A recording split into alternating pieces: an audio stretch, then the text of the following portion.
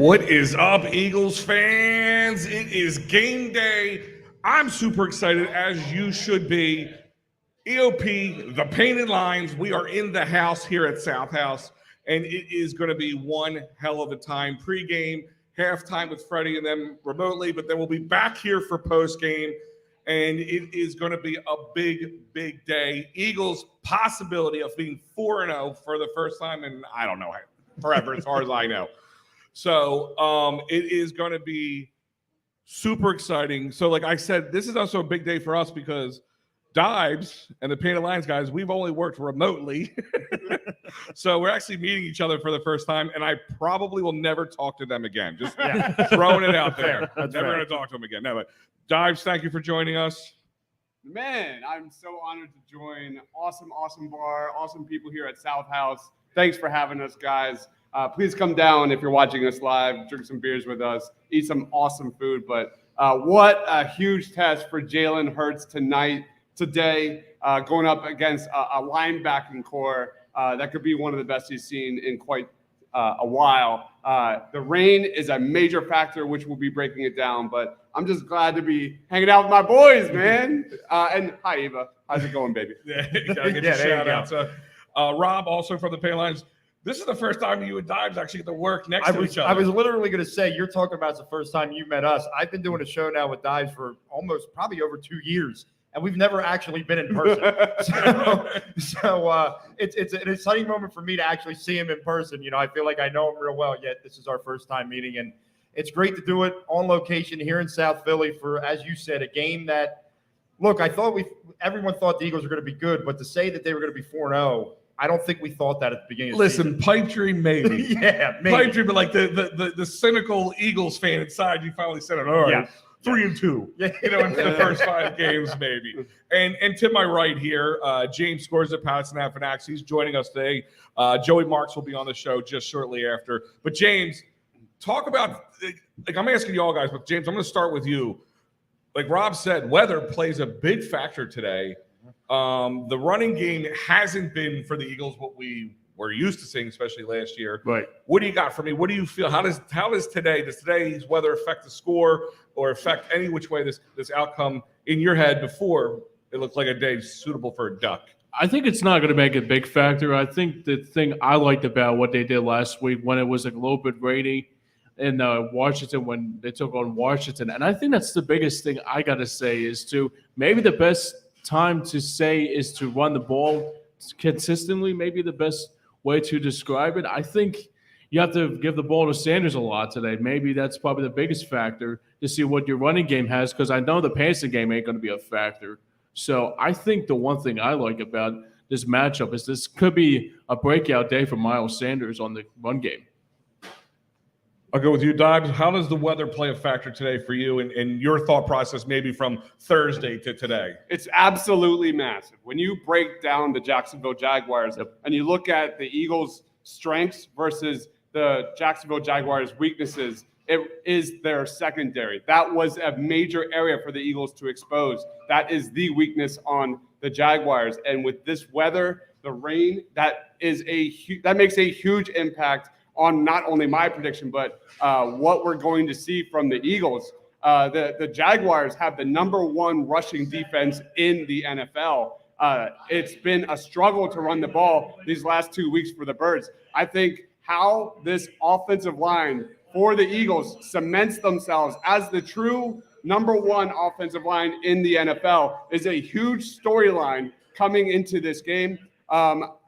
At first, I thought Devontae Smith, A.J. Brown were going to have huge games, but I agree. How we see the RPO utilized to attack this 3-4 defense, get those linebackers taking multiple roles, get them moving left to right. That is a huge storyline. I love Miles Sanders' pick here in wheel routes, in the passing attack, because how Jalen Hurts gets these amazing athletic linebackers for the Jaguars off balance is the key to the game. Rob, I'm going to go to you, but also add in the factor that you have a young quarterback in Trevor Lawrence who is kind of like having I want to call it breakout year, but so far early on, it's definitely coming around to be that top quarterback that we projected to be. Does the early success of the Jags play a factor in his head today? Does the weather play a factor? How does this affect Trevor Lawrence? Well, here's the thing, and Dives talked about from the Eagles' offensive side. The Eagles' defensive side with the run defense has not been what we're usually expecting from them. They've got a little bit better last week, but they've been getting gashed. If you remember that Detroit game, first and foremost, I mean, they were gashed all game. Jacksonville's run the ball well. James Robinson has had one of these improbable comebacks from an ACL injury and has run the ball well. And I know that Travis Etienne hasn't really got started yet for Jacksonville, but that kid is dynamic with the ball in his hands. So that's a fear for me. The linebackers, TJ Edwards has got to play just like he's been. You need Kazir White to play the game that he's been playing. They have got to be able to stop the run so that, yes, now you put it on a young quarterback in this weather on the road and say, Trevor Lawrence, you go beat us because your running game's not going to do it. And I don't know if he's ready to do that yet. And let me just jump right in. The Eagles offense has 14 plays of 30 yards or more through 3 games. That's not Jacksonville's offense. Jacksonville's offense is between the chains, quick slants. You're going to see a creative offense from the Jaguars, inside handoffs to tight ends. You're going to see your running backs on the outside. You're going to see the Wildcat. This kind of rain kind of bodes well for Jacksonville for sure. All right, James, I'm going to bring it back to you. Kind of the same question, but I'm going to ask it a little further along. Trevor Lawrence, they have 2 guys, a two-headed running back crew, I guess, if you wanted to point it. I mean, 3 technically, but two big guys who are having a resurgence in their careers on top of it all. Can the Eagles defense, coming off a game like they had in Washington, I was there, trust me, a game like they had, Right. Can that defense play even close to what we saw in DC against Carson Wentz and the Commanders? Well, the thing about with Lawrence, like you said, I think the one thing that really sticks out to me is that he looks a lot better than he did last year. Obviously, he has a new coach with Doug Pederson and a better coach maybe with when they didn't have Urban Meyer was pulling the strings. But I think Lawrence might be a better opportunity to make make a lot of, not make a lot of noise, but make some noise on probably the defense. But if the defense can hold like they did the last couple of weeks, it could be a fun day for the Eagles. But it has to rely on how good Trevor Lawrence is as the day rolls on. Yeah, and here's the thing: as you brought it up, that was my next topic. Here is the return of Dougie P, the great Dougie P. A lot of people asked last week, were we going to boo Carson Wentz? Well, obviously, they were going to boo Carson Wentz, and the Carson chants were prevalent throughout the stands. But I don't expect that at all. I mean, Dive, start with you. What do you expect for the crowd coming in with Dougie P returning to the Linc since the first time, 2020? Absolutely give him an amazing standing ovation from the jump. He absolutely deserves Absolutely. it. It's because of him, which owns one of the greatest days of my entire life. With my wife sitting there. She's watching. Sorry about that. Number 1 of the top 3. Watch yourself. Watch yourself now. Anyway, this is a Doug Pederson offense that is far from stale, far from predictable. Doug Pederson, but is something that the Eagles need to prepare for. If the Eagles want to expose the Jaguars offense, it's slowing them down on first down. This is one of the best passing attacks on first down in the NFL. But if you get them to 3rd and long, Trevor Lawrence has been god-awful on 3rd and long situations. You look at Jonathan Gannon's defense, I think he needs to bring the pressure in this game. If Jonathan Gannon can provide consistent pressure, that's going to be absolutely massive because Trevor Lawrence under pressure, he's not great. His numbers are not good under pressure. His numbers are not good when blitz and on 3rd and long. So those are a major area there. But when it comes to Doug Pederson, give him that standing ovation. Everything's out the window after that. Dude, Rob, I'll ask you this question. And real quick, guys, if you're listening to us and you want to come hang out with us, watch the game with us, we're live here at SouthHouse, 2535 South 13th Street, Philadelphia, PA. Come down. Great crew here, bartending, cooking. The food is amazing. The drinks are awesome. Huge variety. Check them out. Come on down, hang out with us. 2535 South 13th Street right here in South Philly. Only minutes away from the stadium. Rob, so here – I liken the Doug Pederson in the Jaguars situation and Urban Myers, I guess, too. Urban Meyer's situation, kind of like our Chip Kelly Yeah. situation, a guy who almost tore our organization down to nothing, setting us back, but in some ways set us up for what we, as you said, one of the most awesome times in our Eagles Absolutely. fandom. Did that same thing happen? Is Dougie P doing it again, stepping into an organization that had a head coach who just sucked the life out of the organization? And luckily, I mean, his took a lot less time than Chip Kelly's did, and came in and is kind of giving them a resurgence. Look, I think it's possible. I'm kind of in the minority. Like, obviously, Doug Pederson gave us one of the greatest times as Eagles fans, right? He did something that no coach could do for 52 other tries, and that's win a Super Bowl. But Doug fizzled quickly. Sure. And I think a lot of that was on Doug himself. That was on Cart. There were a lot of people that could take a piece. Extenuating factors of across the blame. board. Yeah. But, he fizzled. And I think what used to hurt Doug was when he got locked into one way of doing things. If that didn't work in game, he didn't know how to adjust out of it. So, I think that Doug is a good football coach in a short term. I don't know if Doug has the ability to be this long-term coach. Like, think about it. Was great with Carson for a year. Carson's injury happens. We all know the story there. I like Doug Pederson. I don't love Doug Pederson as a head football coach. I think he's okay. And I will want to add just real quick that I think Dougie P is doing a great job of kind of fitting his offense to his players a little bit better than he did in Philadelphia. You learned, Whether yeah. that was the miscommunication, disconnect between Carson and Doug, but Trevor Lawrence and Doug Pederson absolutely appear to be on the same page. What I've been really impressed with the Jaguars is how fast Trevor Lawrence is getting the ball out. That is not something we saw from Carson during his time in Philadelphia, playing too much hero ball, holding the ball too long. You saw it in forcing those Washington errors. last week, Yeah, too. we saw a lot of that. So that's something you're going to see from Jacksonville is they get the ball out fast, and that has been one of the Achilles heels of previous defenses for Jonathan Gannon. So we'll see how it plays out. I mean, here's the only thing I'll say about Jacksonville. We're here in Philadelphia where we are. We tend to look at the negative side of things. We're saying, well, it's only 3 games for the Eagles. Yeah. It's only 3 games for the Eagles. It's only 3 games for Jacksonville. Yeah. And I like to see this. This is a different environment for them. All right. They're on the road, hostile environment, and it's raining like crazy outside. This is a different situation that they faced all year. So we'll see. I mean, who's the better team? Who's got more answers for the other team, and who can counter? And right now, Nick Sirianni has shown me an ability to adjust in game that I've just never seen from Doug Pederson.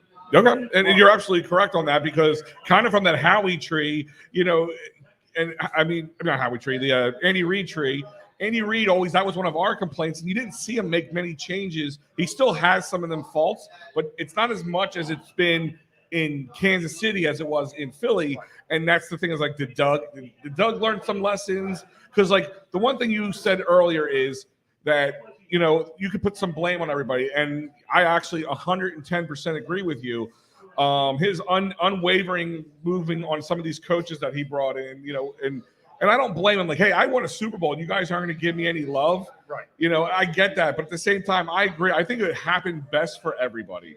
I think it would happen for Carson, getting him out, gave Howie Roseman to give people some more love for him, because I'll be telling you, I was one of the guys, my chest is still bruised because I was pounding my chest to get his ass out of here. Yeah. And he had to make changes, and everybody's made the right changes. Right.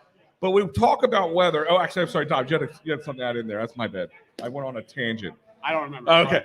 Well, we'll speak about weather, and I'm going to come back here to James on my right. Because of this delicious beer at SouthHouse. Yeah. We talk about weather, and the reason we're having the weather here today is because Florida got rocked. Yes. Yeah.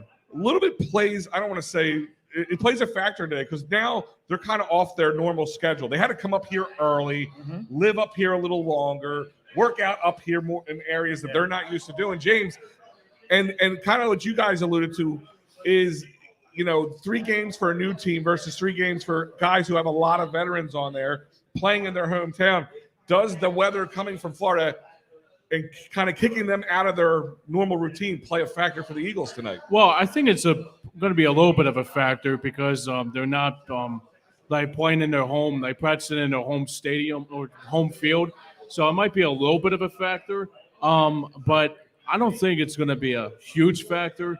But I'm not quite sure. Like it's going to, like I said, I don't think it's going to be a big factor. You don't think it's not going to make the needle move more one way or the other? Well, not necessarily. I think they probably will like to see what the Philadelphia environment has in store, and probably I think it was a little bit too short. I mean, like I said, I think it's a little bit like the weather will be a factor, but I don't think like being here for like probably like the routine probably instead of coming by on like Wednesday, they probably have to come by on a Monday. I don't think it will be a big factor. How about you guys? You guys feel anything? In that?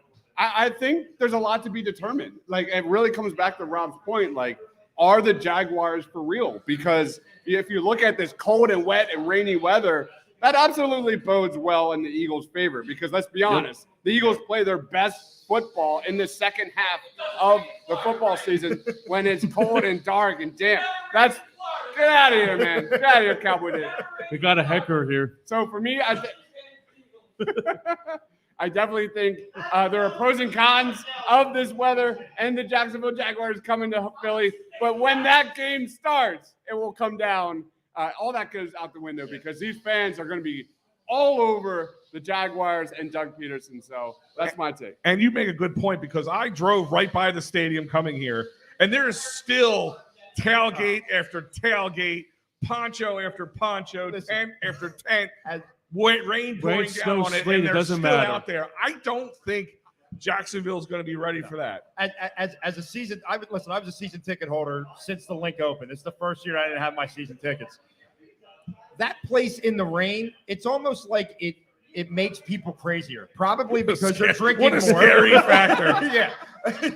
The rain actually makes them even louder. Like, this isn't a fan base that's going to like hide because it's raining. It's going to be loud and really ridiculous in there, most likely. Yeah, I agree. And Jacksonville's not ready for that. They're listen.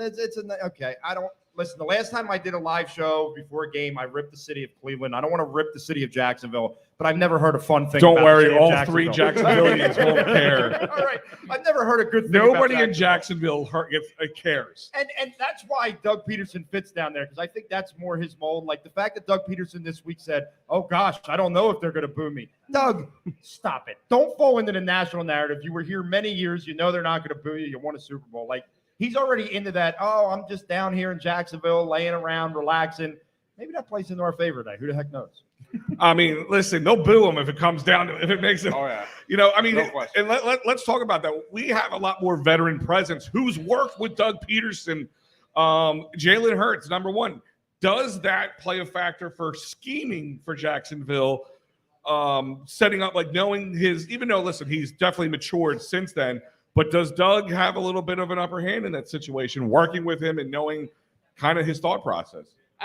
My entire vibe on this Eagles team has been different. In 2022, it's been different. Like you nailed it, Big Al. There's a veteran presence about this team. There's a presence about this team that just has a different vibe. I don't know how else to explain it. Yeah. They've been getting it done against bad teams, 72-21 in the first half. When was the last time we saw an Eagles team come out that prepared? Sure. Every single week, 3 straight weeks. So I don't know. There's definitely a different vibe about this team that, it is 3-0. It is a game-to-game situation this year. And we will see just how good this Eagles offense is, because Jalen Hurts hasn't gone up against an athletic foursome of athletic linebackers like Trevor Lawrence and Josh Allen and Foye Oluokun, and who am I missing? I'm missing one more. Devin Lloyd. These are true playmakers. He hasn't been tested the last 2 weeks. When he's under pressure from great linebackers like we saw against the Tampa Bay Buccaneers, it's a different story. And that has been one of the biggest reasons for success of Jalen Hurts, making defenses kind of pick and choose. And for the majority of the first 3 games, the Eagles have won those matchups where they're doing the RPOs. Jalen Hurts is actually 3rd in the league in RPO yards this year, which is a little bit less than we have seen in recent years.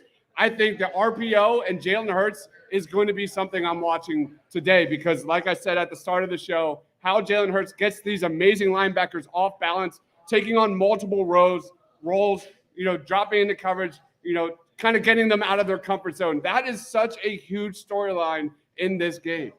Well, and I agree with you. And this is going to be a big prove-it day in my eyes. Like I've always said to people, Am I a Jalen Hurts hater? No. But was I sold on him right away? No. I'm starting to buy stock now. I mean, everything's showing you buy now before it becomes unavailable. But I think this is a big prove-it day in the sense that, yes, he has one of the best linebacker crews he's going to go up against in the Jacksonville Jaguars. And on top of the fact, this weather now takes his feet out from under him a little bit. Well, and you talk about Jalen Hurts' progress. 67% of Jalen Hurts' offense's completions were within 10 yards. It is 60% this year. Again, they've almost matched the entire 30 yards or more passes, explosive plays from 2021, and it's only been 3 games. That entire deep downfield game will probably not be in this game coming up shortly. So how I go back is how Jalen Hurts and this Eagles offensive line execute is everything. Well, and I mean, I kind of agree with that. But I do look at the Eagles defense side of the ball because today's got to be a day where you make Trevor Lawrence one-dimensional. You got to take the run game out. It just came out that Zay Jones is out for today, which means you can actually bracket a Christian Kirk a little bit more. You don't have to worry as much about that secondary receiver.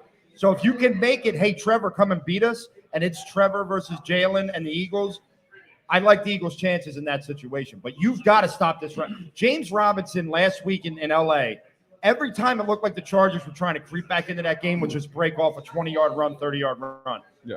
The Eagles can't do that. So is this Jordan Davis day? Is this a day where you let Jordan Davis get out there and just take over against this young center for the Jacksonville Jaguars and let him just eat up blocks and let these linebackers come down and stop that run? And don't forget, they also have their guard out too today. So Yeah. does that play a factor? James? Yeah, I think it's probably time to see what Jordan Davis has in store.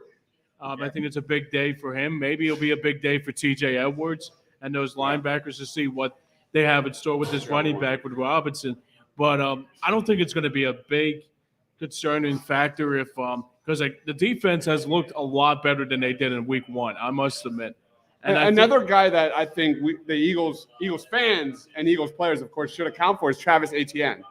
This is a guy, another running back for the Jaguars, who is absolutely explosive, especially in the passing attack. If you look at that Lions game, like DeAndre Swift, those draws, those inside handoffs, the counters, everything, the Eagles didn't really have an answer for that. And I think Etienne is on that same mold where he could have 1 or 2 explosive plays that could be the difference in this game. Yeah, I agree. I think that's the biggest thing I look at it too is that, like, if they stopped Dalvin Cook and then they stopped Antonio Gibson last week, they got to stop Etienne and James Washington as well.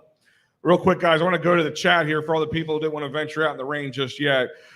King James III here saying 3-0 Hurts don't it? Yeah, Hurts don't it. I'm sorry. The screen's further away than I'm used to. Mike Fuji, what's up, Fuge? Let's go Eagles. Here we go. We got Sean Kilran saying, what's up, guys? I see Dallas Goedert having a big game as well. Running game, as well as a running game. Do you agree, Rob? I'll start with you. Do you think Dallas Goedert is a factor today? I think he has to be because I think your passing game, as Dive said, you're not going to have those long throws as much, and you're going to have to throw the ball. It's not like it's raining, we're never going to throw the ball. So Dallas Goedert's the guy. He's an underneath guy. He's a big guy, runs good routes. I think Dallas has got to be a guy. I think, listen, ready for this? I'm going to throw this name out there. I think Zach Pascal may be a guy to catch a few more passes today. Zach Pascal, breakout day. When you talk about just that possession type of receiver, he's not going to run these deep routes. He's going to run these quick outs and slants. He could be a guy. Those guys, the running backs, I think, are who you got to look for. Like, look, Devontae Smith, A.J. Brown are going to have their day. They're going to make their catches. But these other guys that catch these shorter and intermediate routes are the ones that need to have a day, and I think that's a start with Dallas Goedert. I'll go one step further. I want to see Quez Watkins see what he has in store. I think today will be like a big day for him. Him and Dallas Goedert are going to have a real fantastic day. A couple weeks ago, I said like Devontae Smith will finally get out that chip off his shoulder, and he produced, and he had like 6 receptions. And I think today could be the same thing for Quez or Dallas. So let's talk about that dynamic duo we have in A.J. Brown and Devontae Smith. And I mean, let me start with this. Are you not, I would say not impressed. Were you expecting this? Are you surprised? Or are you just mind blown how well these two have been already kind of meshing together? Yes. Yes, all the above. I'll That take is it the from you, answer. all the That is above. the answer. I mean, the on paper is one thing. Watching it as an Eagles fan is a completely different thing. That's got to be one of the biggest takes of this Eagles offense through 3 games. Is A.J. Brown showing his Terrell Owens down the sideline in those 50-50 balls, and then that gravity he has on the edge and what it means for Devontae Smith in the slot, being able to just capitalize on all those mismatches between Devontae and those CB2s and other nickel defenders, slot defenders of the NFL. They got to be top 3 wide receiver units in the NFL. And I think, for me at least, even with the rain, I think Devontae has a huge impact in this game. You look at the last 2 games, Devontae Smith is averaging over 7 catches and 124 yards. I think that continues in week 3. All right, we got a question here. Randy, question from Australia. That's why I love what we do. Nice. Guys on Facebook, he's all the way from Australia. He has a question. Question from Australia. How will the loss of Avonte Maddox affect the secondary? Rob, I'll start with you. Well, look, before the weather, I thought it was going to be a major loss, and it still was a big loss. It still hurts because Christian Kirk runs out of the slot a lot, but we don't know what the Eagles are going to do. But isn't it nice to have a guy like Gardner Johnson on this team that you can come back and let him just play his normal position for a game? Well, how about the defense? I mean, that's the other thing. You got your defensive dynamic duo with him and Bradbury. On the both sides of the field, you got a dynamic duo. You have so many options now in the secondary that going into the season, before they made the Bradbury signing, we all kind of sat and said, well, this is the downfall for the Eagles. Then they signed Bradbury. Then right before the season, they trade for Gardner Johnson. And now you have an opportunity to do something where maybe you move Gardner Johnson down to the slot, let him find Kirk in the slot. You bring in one of those other guys to the back end, because in a day like today, we'll continue to say it, the deep passes are not going to be there. Yeah, this is an offense that relies on the slot. 78% of Trevor Lawrence's offense comes between 10 yards. You look at beyond that, he has a 35.2 completion percentage. So you're going to see a ton of Trevor Lawrence between the slot or between the sticks, getting guys involved. That Avonte Maddox injury is absolutely massive, and I agree, Rob. Chauncey Gardner-Johnson, if you're going to choose a player of the game, it's time for him to earn that money, baby. Well, here's the other thing is, Randy, again, he says, thanks for answering the question. It's 2:30 a.m. in Australia right now. Let's see. I love it. Everybody should give him a round of applause. Yeah. 2:30 a.m. Yeah. That's a true fan right there. So here's the other thing is, like you said, like we all talked about at the beginning of the season that on the defense, the safety aspect has been kind of the coin toss in the air. And they were running with Mike Epps. Has Mike Epps played better because of what's around him? He's getting 100% of snaps for the 3rd week in a row when it was against Washington, possibly again today. Give me your feelings on Mike Epps and what you saw from him so far, and has he impressed you to date? I think I can speak for all Eagles fans that we're all holding on to our butts and hoping that it's not that big of a deal in this game, because whether it's Mike Epps or Kayvon Wallace, let's be honest, they stink. They stink. I thought our boy, who's Mark? Oh, wait, I'm thinking of Marcus Epps. Sorry, Marcus. I take that back. I was thinking of someone completely different. Yeah. Marcus Epps has actually had a good season so far. He's actually made plays. He's definitely performed beyond my expectations. I was thinking of someone else. My bad. It's all right. But yeah, Marcus Epps has been fine. It's everything else that I'm worried about heading into this game. And guys, if you're not following all of our social media between the painted lines, between Edge of Philly Sports, you're missing out. Follow Mr. Crockpot on Twitter, because as he's giving you all this information, he's just looking at his tweets. He's just looking at his, the man is constantly making notes, but it's on Twitter, so he's sharing it with you in the world. And real quick, before we move on in the conversation, we're going to be bringing Joey Marks from the Patterson Avenue on here.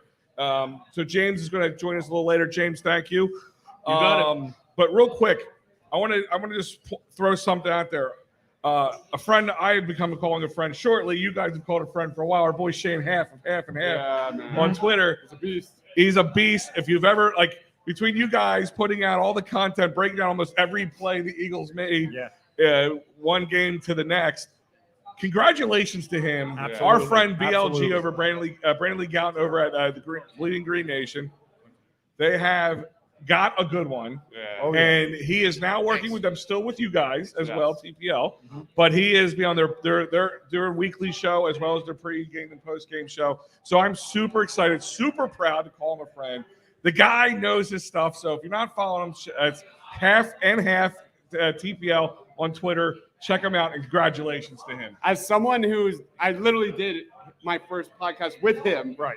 Like, it's been an amazing honor to watch him grow. But in terms of breaking down the X's and O's, Bleeding Green Nation got to go, man. I don't know if there's anyone better. And also we got Mick Grizzle here, or Mick Mizzle, or MG Mizzle, I guess, watching from Nashville, Tennessee. So we're all over the See place that? here, We're guys. all over. So those are local. Come down to SouthHouse, 2535 South 13th Street, Philadelphia. Come enjoy the great food, the great drink, the great atmosphere, the great awesome workers here doing an amazing job. And he's a great guy. He runs a hell of an establishment. I love coming here. And speaking of coming here, I got Joey Marks joining us here from the Pederson Ave. Joey Marks introduced us to Ant, and it has been a great working relationship with them here at SouthHouse. But the question of the day, let's start with you since you're just joining us. Joey Marks, does the weather play a factor any which way for the Eagles and the Jaguars today, right now? What do you got for me? I think absolutely it does. Going in before this weather even was here, before today was even here, I thought this was a trap game, and I was a little bit concerned because, we already touched on how good Doug is as a coach, and I feel like, when you put talent around that kind of guy, he looks good. Sometimes when that talent gets too big of a head like Carson did, that's when it starts to break down. That's where I think it went. I don't really think it fell really as much on Doug as it did on the players. The rain falls to the Jacksonville Jaguars' favor because with the two-headed monster they have as a running game, you have to figure out how to stop it. They're going to grind this game. This is not going to be a 35-33 game. This is going to be a 20-point game, 20 for each team point game. This is not going to be – if the over-under is 45, take the under. Because the idea in this is that Jacksonville and Doug are going to try to slow down the game. More to the point, you asked earlier, does Doug have a book on Jalen Hurts? I'm sure he does. This is a guy who already spent a lot of time with Jalen and knows his advantages and his weaknesses. And you don't believe me when I tell you, he's going to tee up that defense to understand, to know what Jalen Hurts' weaknesses are and his tendencies are. Unfortunately, this is where I feel, and people are not going to be happy when I say this because I know people don't like this. Jalen might have over 100 yards rushing today. I don't think people are going to like that, but I think that's going to be the way the game kind of So you're flows. saying the rain doesn't slow him down at all? The rain won't slow him down. I mean, you got to remember, he's one of the top rushers on this team this year, and he's not afraid to run. He's quick to try to make that decision. So if he feels like he's the best weapon in this weather, in this circumstance, he's going to pull the trigger. And I feel like, I know people are hesitant because especially after like week one, where people are like, I think it was like 14 attempts, and people did not like how many attempts he ran. And I think he might match or outdo that amount of attempts. And that's today. exactly how you attack a 3-4 defense is those RPOs. Yep. Actually, I think you're right on it. I think we'll even see more design runs from Jalen Hurts, more than we have seen this year so far. Wow. And I mean, we'll all be holding our breath. Not that he's injury prone or anything, but this is the kind of day where you can get your foot stuck in the ground. It and hasn't twist. been a good time for former or present day Alabama quarterbacks, by the way. Yeah, absolutely. We'll get into that in a little bit. Well, keep in mind, it was a rain game where Vic ran and he went to the sidelines and they had that plastic or that tarp on the sidelines where the bench, and he slipped and he tweaked his ankle. on just a simple run play. Yeah, And we've just ruined the mood of everyone listening in a matter of 35 seconds. Listen, you can walk out and go take your car down the road and get smashed, but guess what? We don't live our life like that. We live in the now. That's right. Right now, we're going to stay healthy. And thank you, Uriah Cooper, following us from Virginia, D.C. area. Thank you. Hit that subscribe button. Guys, as I said, Painted Lines, Edge of Philly Sports. Subscribe to us on YouTube, Facebook, Twitter, Instagram, all that stuff. Or go to eopsports.com or thepaintedlines.com, whatever is easiest for you, and click and follow. Uriah has a question, but real quick before we get into it, I want to thank our awesome sponsors here. And I'm trying to, it's computer being a little slow. There we go. Go away.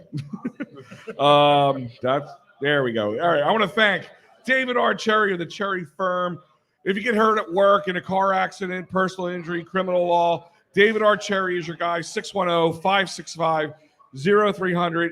CherryInjuryLaw.com is where you're going to go. And as I just said to you guys earlier, I was in D.C. last week. I was with PhillySportsTrips.com setting a record. 1,200 people coming into D.C., tailgating. We had, I believe it ended up being like 22 bus full of people coming through. That's coming from South Philly, from South Jersey, from the all Wilkes-Barre area. I'm talking everywhere. They had it all. It only costs $325 to go there. It only costs $325. All you can eat, all you can drink, lower level ticket. We had the best seats in the house. We took over 4 or 5 sections, and a couple of people, Washington fans that get scattered in. I felt bad for them. Then I didn't. But PhillySportsTrips.com, you can go to Arizona. You can take a flight out there. You can go to Dallas for Christmas. You have the option. They have it for you. Spring training, they have it. But hey, the next one I'm going on is the bus trip to MetLife. Once again, only $325 gets you all that fun stuff and more. PhillySportsTrips.com, and we're back. So that's me doing my part, my plugs. But we got a whole lot more to talk about. We're going to be with you guys for at least another half hour, and then it'll be close to game time. Now, I woke up this morning thrilled, and not just because I'm working with you guys. I mean, this is awesome too. It's thrilling. I love working with my boys. I love being in the same room with you guys. But I just don't feel everybody has the same idea of how important and how unlikely the start to the season is. Even like, oh, we got AJ Brown. Even though we got Bradbury and Chauncey Gardner and all these guys. The fact that they're already gelling like they are to this day, because I always said weeks 1 through 3 at least. And I think Mark, you even said to me one time, even week 4 is kind of like preseason anymore because they don't play. They really don't play in any of the preseason games. They do those combined workout practices where they get a little one-on-one, but it's thud. It's still not getting hit. Is it just the letdown from 2020 and the build up and then maybe getting let down in Tampa last year and kind of knowing that last year was a little bit of a mirage, knowing that they kind of snuck in playing some bad teams? Do you feel this fan base understands what's possibly sitting in front of them week 3? Dive said it earlier that there's just a different feel around this team that I've had in the last few years. And I think that's a testament to Nick Sirianni and his coaching staff. I think these guys, I think we don't, I know Nick is young and when he doesn't have the longest resume yet, but I look at him as an expert communicator and a guy to make sure that everyone's on the same page. And I look at little things. I look at when we as a fan base and the media attacked him for that Roots comment last year. And it was like, what the hell is he talking about? All this stuff. And then you watch the players not only come to his defense, but start ending practice chanting Roots and doing things like that. He has brought these guys together in a way that I think matters more than what people understand, especially when you have a team that has is really a good mix of veterans and young players. And they've really put it all together. And I do believe it's Nick Sirianni who's done that. I think his communication, as much as people may not like a rah-rah guy in the NFL, he's got a way to do it, but still come off as someone serious who you need to take serious when they speak. Sure. I think it's all the above. And I fully agree on the Sirianni point. But you look at Jonathan Gannon these last 2 weeks, dialing up the blitz. They might not be getting the most sacks like they have across the NFL, but they're right up there with quarterback hits. Jonathan Gannon is dialing up the blitz more than we have ever seen since his tenure here in Philadelphia. It's also Jalen Hurts. The poise that he is playing with it in the pocket, he's got double the quarterback rating inside the pocket than he did in 2021. This guy is killing it on third downs. He's making plays with his arm, with his legs. But what I like to see is Jalen Hurts. He's talking the most I've ever seen at the line of scrimmage, communicating. This coaching staff, Jalen Hurts, all seem to be on the same page. And the sky's the limit for this team. It's unbelievable. Joey Marks, I'm going to ask you the same question, but I'm going to add a little caveat to it. You live minutes away from this stadium. You got guys walking. You could walk to the stadium if you wanted to without making a huge trek. Right. Walking out your front door, what does it feel like? What is it? Is it palpable? Yeah, absolutely. I mean, there's a different feeling in the air. And I think it has a lot to do with the progression that Jalen has taken in his skill set. And, it's something that I had, said, and I just got done telling this to Joe Scorza, is that, at the end of the season, there was reports that Jalen was meeting with the same quarterback coach that fixed Joe Burrow and his arm accuracy and his arm strength. And that was an indicator to me, regardless of what was going to come out of it, that he was taking steps to grow, that he was taking steps to mature as a superstar. And for me, the fan base itself is feeling more confident by the game as his skill set improves, as he starts, disproving those naysayers, those people who said he can't throw over 20 yards. He can't put a good season together. He can't put a good game together. He's put 3 really good games together. And, I'm not going to poo-poo on it too much, but, the one thing that I'll say is that I still am waiting to see Jalen play against a team that's going to be a playoff contender. Is Jacksonville a playoff contender right now? Currently, yes, because they're in the lead in the division. Sure. So all right. Currently, yes. So let's go to some of the comments here. Uriah Cooper, obviously we want the W, but how big of a statement is to the rest of the league if we walk out of this being the only undefeated team? The season is early, but what does this say to the league? Rob, I'll start with you. I mean, I think it says that the Eagles are a formidable contender in the NFC. I'm not willing to sit here right now if they go to 4-0 and say, all right, the Eagles are a straight Super Bowl contender. I'm not there yet. And that's probably the Philadelphian in me that's not ready to jump to that level yet. But the bitterness. But I go from all right, I'd like to see them win the division and maybe win a playoff game to say, hey, this team's a contender to make a deep run, whatever that looks like. If they come out today in this weather, in this situation, right, I don't want to hear the naysayers say, oh, well, it's only the Jacksonville Jaguars. We got to stop that, right? Like going into week 2, I said, man, I think Minnesota could beat them. They looked really strong in week 1. I didn't come out of that game and then say, oh, well, it was only Minnesota. No, that was a legitimate, win for that squad. That's what I'll say tonight. It'll make them even that much more of a contender. If they win today and are at 4-0, I think the way the league may play out, you may see Tampa have 2 losses by the end of the day.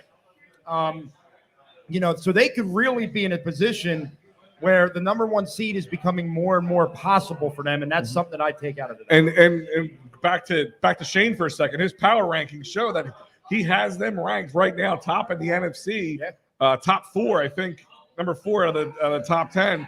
Being an Eagles fan, you're like, but he's telling you the truth. Looking from the outside, looking in, he is definitely seeing, and I can kind of agree with him on this. It starts with the Eagles' offense and how elite that offense is at this point. Their EPA, their points per game, their yards per carry, everything is pretty much top 10 in the NFL. But you look at the AFC, which is a completely different animal. But when you look at the NFC, everything pretty much seems up for grabs at this point. Whereas some other teams might be trending, I don't know, neutral or down. The Eagles are absolutely trending up. I agree. I am a game-by-game kind of person. I'm not going to sit here and say the Eagles are Super Bowl contenders. They very well might likely be. But at this point, 3-0, if they're 4-0 by the end of the day, they're going to make some noise in this NFC for sure. And real quick, because I got to get to some quick questions here on the comments. One of the important questions of the day comes from our very own Freddie Burns. What beer of choice do you got, Dives? What beer of choice do we got? I am drinking a Down East cider donut beer at SouthHouse. Absolutely delicious. Also washing it down with some amazing French fries and buffalo cauliflower, guys. Delicious food Buffalo and drink here at actually SouthHouse. really good here. It was funny because Joe here, he frequents here. That's how we got to meet Ant, the owner here. And he goes, "Oh, you got to try the wings." That's what you kept telling me. The wings, right? They're amazing. Yes, the wings. I mean, everything here is delicious, but the wings are amazing. The fries are amazing. The IPA choices here, if you're an IPA fan, or there's a wide selection, so you can definitely come down and it's different strokes for different folks, and you can have plenty of different strokes down here, I guess. Well, hopefully not medical type, but yeah. Freddie, you're kind of reading my mind here because he goes, anyone order the garlic parm burger? Yes, the garlic parm burger is my choice for while watching the game. I will be enjoying Might have just that. sold me on that for myself. Yeah. Michael Cahill saying, nice job, fellas. Welcome to SouthHouse and South Philly. Go Birds. And let's not forget, we have a doubleheader today, folks. So come down. We have the Eagles at 1 and the Phillies at 1:30. So just so guys, for programming notes, we will be live back here post-game. There will be a halftime show. Freddie Burns will be running that. Also, there'll be another post-game show for the Fightins final, and Matty B will break that down. Hopefully, we can get that number shrinking a little bit. Yeah. Well, but this is an Eagles pregame show. There's a good chance the Phillies may not actually start the game until like 9:30 tonight because they're saying they're getting it in. It doesn't matter what. As of right now, just a little Phillies update from when I drove in here. What they were saying is if they cannot get this game off, they will fly to Houston to play the Astros. If that game becomes still necessary, they will have to fly back to Washington, play Washington, and go right into a playoff game in St. Louis. So that would not. So that's what will happen because that's Philadelphia, and that's what will happen. Yeah. But I want to get into what you were saying about if this were to be a 4-0 team now, and that is, okay. I know we're up to 17 games in a season and not 16 anymore. Because if we were still at 16, I could say, well, that's a quarter of the season, and that's at least something. If you have no losses after a quarter of the season, I can accept that, especially with what the expectations were last year and what some expectations were this year. It drives home the point more and more that this team could go 11 or 12 wins. And that is a very appetizing thing when you go into the playoffs. What to say at the SouthHouse? Appetizing, because I'm watching everybody else eat, and my fat ass is jealous. Linda here. This is from Dives' dad, who's going to be the Eagles player of the game. Now, do we want to hold? We got another 20 minutes. You want to do that now? We gotta wait. We gotta wait. All right, wait, Linda. We will get to that. I promise. Tommy Riley saying great show. Tommy, thank you. We got about another 20 minutes, and for once again the programming notes, the post game will be featuring part of the Gobbler himself and Big Mike Laro. They'll be joining us later, and the rest of the crew here. It's just gonna be a good time. Come hang out with us at SouthHouse, 2535 South 13th Street. Have some food, have some drinks, cheer along with us, and go Birds. Now, question, and I'm not trying to call anybody out. I'm looking at this guy straight ahead here. I have a guy here. I never thought I'd see the day. I met a Jacksonville Jaguar fan. The guy has a Jags hat on. Dude, Are you from Jacksonville? Born and raised. Okay. All right, that's okay. I feel Fair bad enough. for you We can already. give it the No, okay. respect. You're allowed. Yeah, you're all right. So it's okay. I'll allow that to slide. Oh, Well, he he knows better. Okay, we got two. Is this guy from Jacksonville? I didn't see his hat. Are you from Jacksonville? Both from Jacksonville. God bless you. Now I really feel bad about my previous Jacksonville comment. And it's funny, Cowboy Dave is still the most unloved person in the house. 1,000%. So it's so what I was saying when I was in I was in DC earlier when after the game. I'm leaving the game, walking out, and the hallways are echoing throughout FedEx Field. Everybody's just screaming like we did win the Super Bowl. It was pretty crazy. But a Cowboys fan, a Washington fan got in my face and said, "Oh, you won one game." I'm like, "No, bro, you won one game. We won three." And his girlfriend goes, "Ooh," like, Yeah. And I was like, "I just stopped this guy from getting laid tonight. That's amazing." any Washington fan who tries to trash talk right now really has no idea what they're doing. None whatsoever. That is the epitome of scoreboard, folks. Yeah. Scoreboard. Yeah, no, and that's my thing is like, and I think Dives, you said earlier, there's this oozing of confidence. They're having fun. Like I always liken it to like the other winning teams. I know it's so easy to do, but we always said about the 2017 team. They always seem to be having fun with each other. Everything seems very loose. They just have a good feel for each other. And I'm seeing this with this team, knowing that yes, there is a lot of a veteran presence, but there's also a lot of new factors, young guys, and you guys keep saying Jordan Davis, who huge fan, he gets less percentage of time playing over the last. Each game seems a little less than the next. Do you think this is his breakout game? I will also counterpoint and say that he probably had his best game last week. Oh, a lot of defensive players had their best game last week. I think Thank you, Carson Wentz. I think what you see is what you get when it comes to Jordan Davis. A lot of people aren't going to like that, but he is what he is. You're going to see a lot of early down situations for Jordan Davis. He's going to be in there to stop the run. He's going to be in there to take on multiple blockers. That's just what he does, and I think he's doing a fine job, but I think we got to temper expectations just a little bit. That being said, the sky's the limit for the dude. We saw a huge impact from him, but I wouldn't say we're going to start seeing 40% of the snaps towards Jordan Davis. I think he's going to be nestled in right around that 25 to 30. Hopefully that ramps up as the season progresses. But I've liked what I've seen from Javon Hargrave and Fletcher Cox these last 2 weeks. Those two guys are definitely building chemistry. They're getting better at attacking the quarterback. Jordan Davis is a luxury that a lot of NFL teams don't have. He lets them, pretty much allows Jonathan Gannon to implement that 3-4 multiple defense that he wants to do. So he is an integral part of this defense, and I don't think he gets enough credit for it. Marks? Here's the thing. I am a huge Jordan Davis fan, but I have to say that I'm disappointed with how many snaps he's been getting.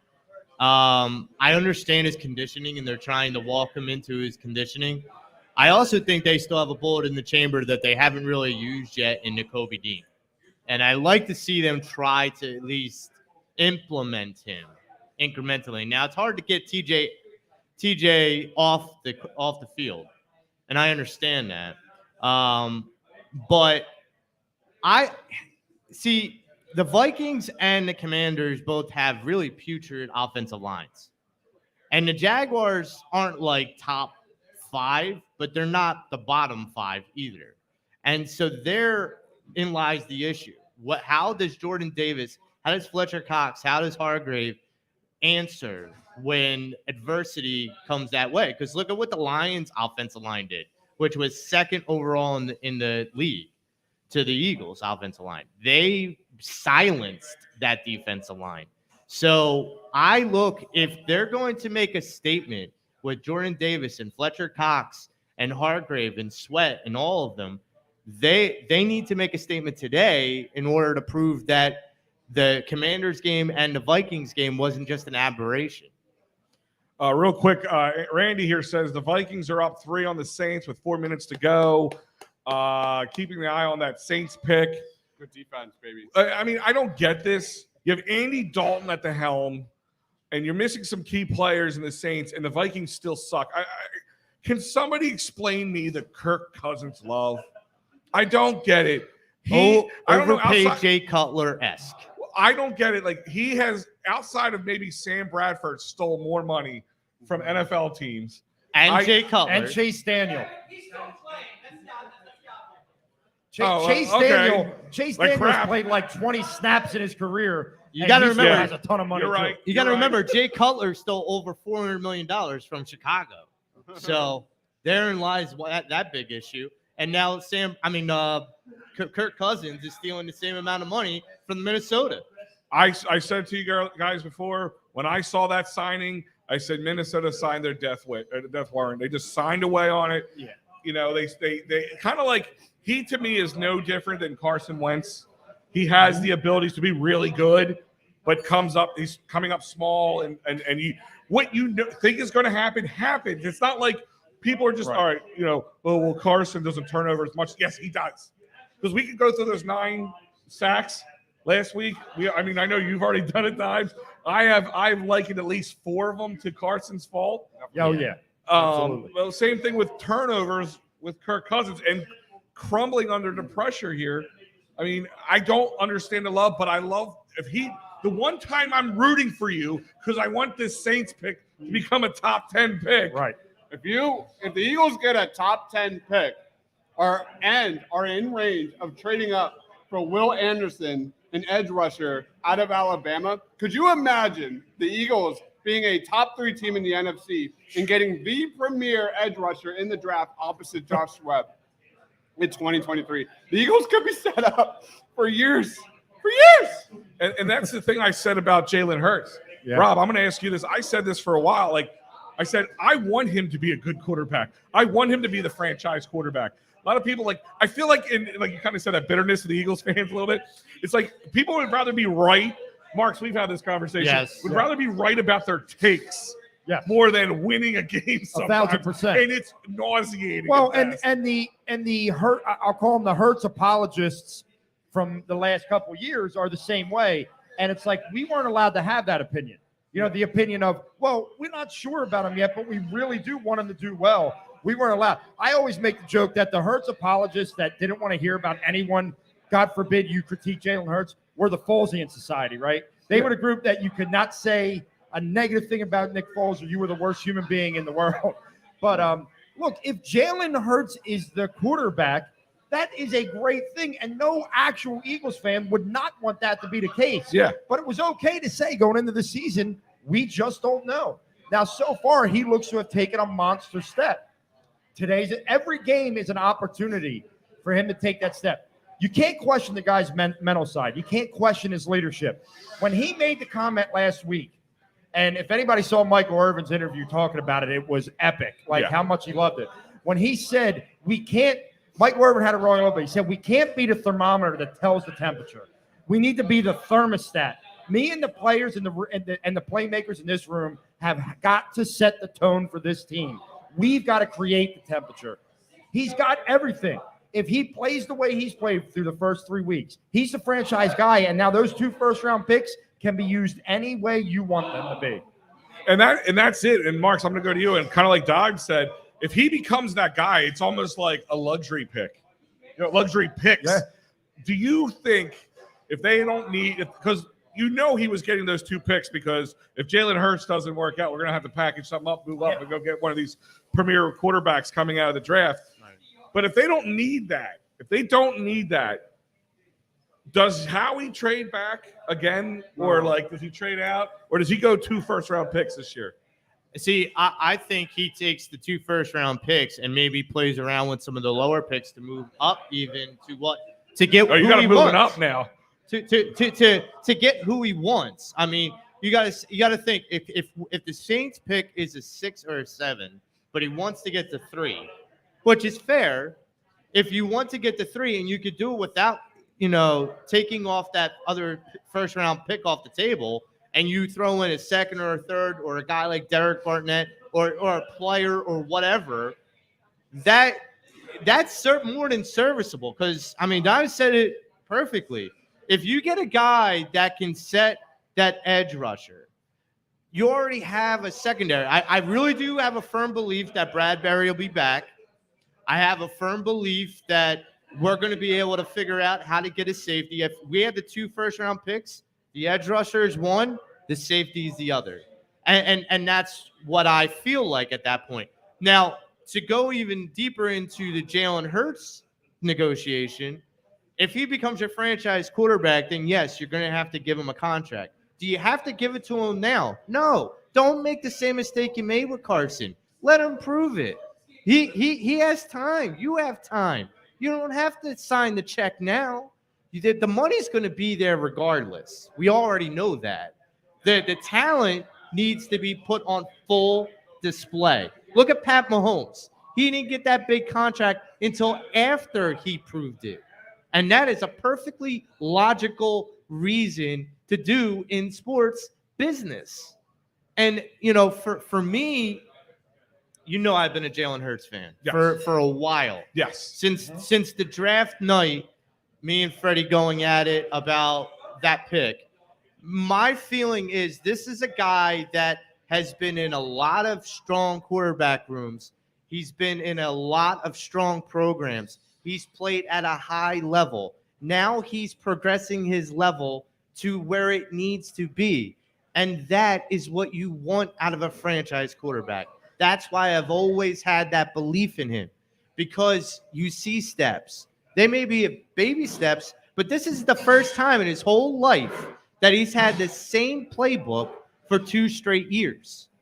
This guy played at a high level, and this is the first time in his career that he's having that luxury. That says a lot. Yeah, I mean, consistency is a big thing. But, guys, we're getting to that point in the show now. Player of the game. So your dad's going to finally get to hear what you've been waiting for the last 20 minutes or so. Rob, I'm going to go left to right. Rob, I'm going to start with you.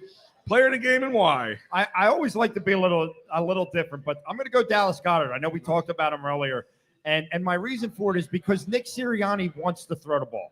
I mean, he does. I mean, they'll run the ball. They're going to do what they need to do to win the football game, but I think Dallas Goedert's the guy today. I think the short intermediate routes are there. I think he has about maybe, I'm going to say 6 or 7 catches today. Probably throw a touchdown in there. I'll go Dallas Goedert. It'd be way too easy to pick Jalen Hurts. So you're going to do it? No, I'm not. You look at, this team, and the best team in the NFL when it comes to defensive takeaways. If Jalen Hurts can kind of limit those, and, the Eagles have a really good chance. But the guy I am going with for my player of the game is Chauncey Gardner-Johnson.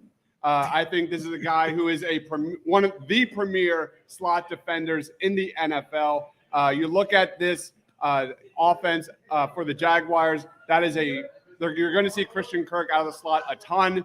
He's going to get a ton of targets. For me, Chauncey Gardner-Johnson playing that slot defender role in Week 4, I think, is my player of the game. I want the Eagles. I want Chauncey Gardner-Johnson to make an interception or so and be the difference in this game. All right. So you stole mine, but all right. I am going to go kind of a little somebody who was already last week's, but BG, man. I think Brandon Graham, I think this weather, I think coming off a big win against a good team, even though they were hurt for the Jags, will play a little factor into the heads of the Jaguars. And I think if BG gets that pressure, they get that edge pressure, I think that's how you get Trevor Lawrence off his game, force the ball right up the middle, and let everybody else feast. I'm going to go with Brandon Graham on this one. See, I'm with Dimes. Like, the low-hanging fruit is Jalen Hurts, but I'm not going to take the low-hanging fruit. I'm going to go with TJ Edwards because I feel like if you stop this run game and you make his job about that guy, about whoever it is, whether it's Etienne or the other guy, my feeling is you stop them and they have to punt more, you get their game plan completely screwed up. Yeah. Because now all of a sudden you have to punt the ball and it becomes a field position game. And in this kind of weather, field position games win. And that's where I think TJ Edwards needs to shine. I think he's going to have 7 tackles. Okay. Yeah. Okay. That kind of goes in cahoots with Chauncey Gardner-Johnson, because if the Eagles can slow down the Jaguars on first down, they're one of the best passing first down teams in the NFL. You get this Jaguars team to third and longs, it's a different game. It's a completely different game. The Eagles are one of the best third and long defenses in the NFL, and that just changes their entire game plan. And, remember we were dealing with Doug on the other side. We didn't call him Big Balls Doug for nothing. He loves his fourth downs. Yeah. I mean, actually, they're 4-7 on fourth downs right now. So, but just remember, Nick Sirianni hasn't been shy about going for it on fourth down either. It just makes me laugh that was a stat line we never looked at until the last 5 years or less. Right. Like, it is. Fourth down. It became the new Wildcat going for it on fourth down. I feel like so many teams just do it now because of the analytics of the whole situation. Mm-hmm. So, if in that regard, with the both coaches going for it on fourth down, you're probably not going to see much of the kicking staff, whether it's the kicker or the punter. No, absolutely. But how many people here think that Doug's going to, pander to the crowd and do a little Philly special? Oh, is that pandering or slapping you in the face? I thought if he was going to do it. It's pandering. I thought he was going to do it until the weather. I don't know if you want to mess around switching the ball that many times, between guys before throwing it in this weather. I hope he tries it. I hope he tries it, because my guess is it'll end up somewhere behind the line about 15 yards and it'll be a loss. If it fails, it's pandering. Trevor Lawrence is going to get cut in half by somebody, one or the other, I think we need to prepare for a very creative Jaguars offense. Like we said, this is a team that will run the Wildcat. They'll do inside handoffs to tight ends. They'll do different things as the Vikings take the lead against the New Orleans Saints here, 28-25. Just 24 seconds remaining. Let's go. Yeah. I can barely see that. I know. No, really. that's the team that's giving us a better draft pick right now. Yes, sir. So, guys, real quick, I want to remind you we're here at SouthHouse, 2535 South 13th Street, Philadelphia. Guys, come down, hang out with us, watch the game with us, eat with us, drink with us, be merry with us. Don't worry. And we'll be back post-game live right here at SouthHouse for all the fun that we've already chatted about. I want to thank everybody for joining us. I want to start with thanking our amazing sponsors that make this possible, of course, starting with SouthHouse, as I mentioned. But don't forget David R. Cherry, the Cherry Firm, Workers' Comp Motor Vehicles, Personal Injury, Criminal Law, 610-565-0300. David R. Cherry's your man, or go to cherryinjurylaw.com. And if you're like, hey, you know what? I miss going to Eagles games, but they're away. Well, don't worry. PhillySportsTrips.com has you covered. All the way Eagles games are covered. They have a trip for you in tailgates as well for the home games and every other sport. They're going to Nashville to watch the Flyers. All right, maybe do that. Just go for Nashville. Nashville's a kind of fun place to go to too. So, absolutely. So Nashville's great. All that kind of So stuff. fun. Yeah, right. Nashville's a great place. They went to London when the Eagles were there. They go everywhere. They follow the Union around. They are the official sports trip for the Philadelphia Union. So it is a great place, and the price is right, but the experience is bar none the best. So PhillySportsTrips.com. I'm Big Al. I'm Dodge. And Rob. I'm Joe Marks. And guys, we are out of here.